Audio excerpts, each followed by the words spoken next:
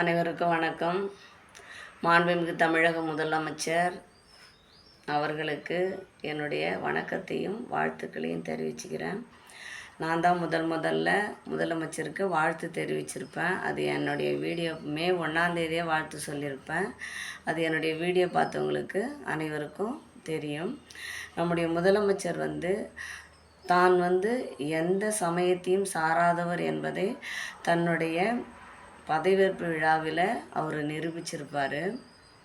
கிறிஸ்டியனாக தன் பெயரிலும், இந்துவாக பிறை போன்று ஒளிரும் தன் நெத்தியில் திலகமும், முஸ்லீமாக தன் முகத்தில் தாடியும், நிறத்தில் கருப்பு வெள்ளை உடையணிந்து தன்னுடைய அரசியல் ஆசான் பெரியார் என்பதையும், கோட் அணிந்து சட்டச்சிற்பி டாக்டர் அம்பேத்கரையும் சட்டத்தையும் தான் மதிப்பவர் என்றும் நிரூபித்துள்ளார்.